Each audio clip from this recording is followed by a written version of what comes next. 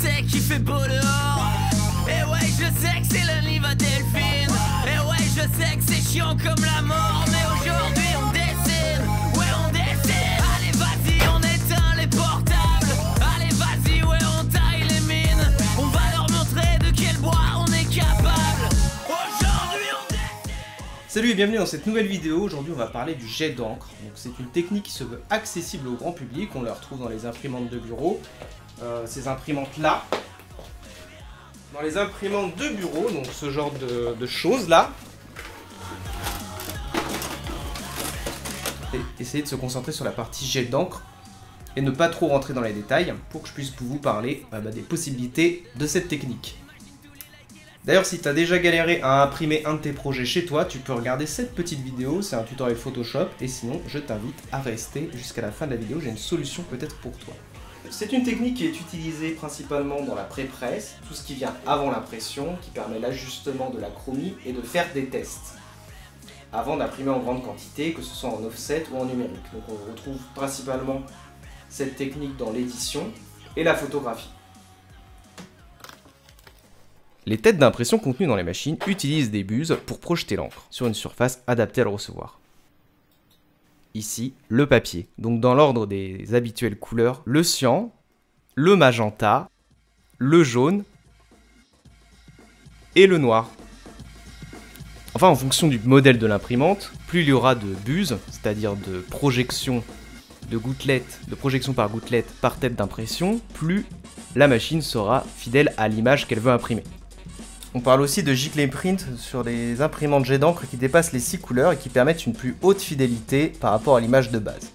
En plus d'imprimer en petit exemplaire, l'impression d'art permet, si le support est de qualité, de faire des tirages qui peuvent être exposés et conservés sur la durée.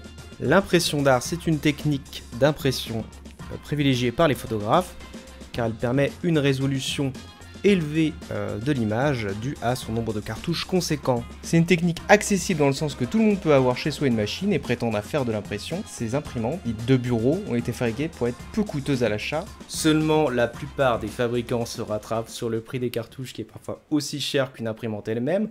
Ce n'est pas pour rien que c'est un des liquides les plus chers du monde, puisque figurez-vous que votre petite cartouche que vous avez payé 45 balles, et bien il reste encore de l'encre dedans, mais c'est juste une petite puce électronique qui empêche l'utilisation de toute l'encre. Toutes les techniques sont bonnes pour hacker le grand public, que ce soit au niveau des drivers défectueux, des mises à jour pour empêcher l'utilisation de cartouches pirates ou non officielles, des problèmes de nettoyage de tête, qui détériorent la machine plutôt que la sauver. En tout cas, on remercie le capitalisme pour tous ses apports et ses progrès. Merci. Waouh! Oh, j'en reviens pas, j'ai eu Patrice Balkany Shiny, mais c'est super, je le voulais! Il brille en plus!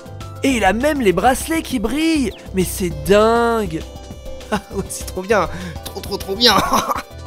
Je me demande ce que je vais avoir d'autre! J'espère que t'auras un autre Patrice Shiny! Bah c'est Patrice Spider-Man! Oh non, j'ai collé mon Patrice à l'envers! Oh non, choc barre! Eh, vous l'avez payé combien votre zine? C'est prix libre en fait. Bah c'est à prix libre en fait. C'est pour toi Patrice. Parce que c'est des Patrice, c'est à prix incroyable, j'en prends 3. Eh moi aussi j'en veux un. Ouais.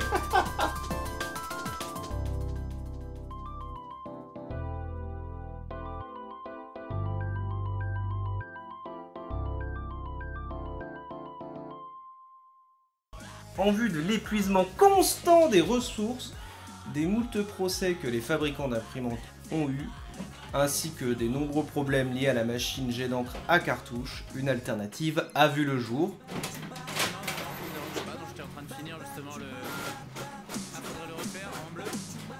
L'imprimante jet d'encre à réservoir. Et c'est aussi pour ça que je fais cette vidéo, c'est pour rendre accessible cette technique et proposer des tirages d'art et de photos via une campagne de financement participatif. L'idée c'est de proposer par cette campagne le financement d'une meilleure machine que celle que j'ai actuellement. Je proposerai une meilleure qualité, voilà.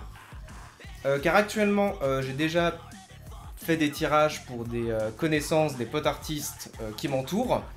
Mais on est au prime des capacités que je peux avoir avec cette machine.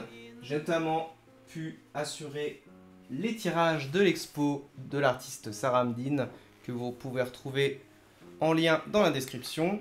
Faire ce genre d'impression, voilà.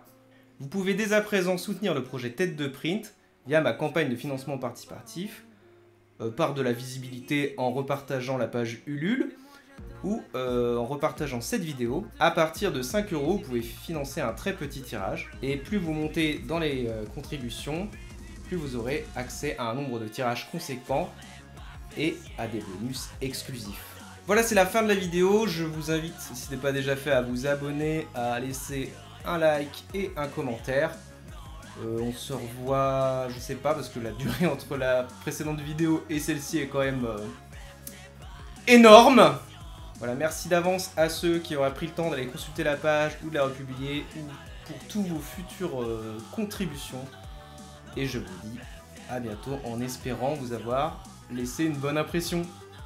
I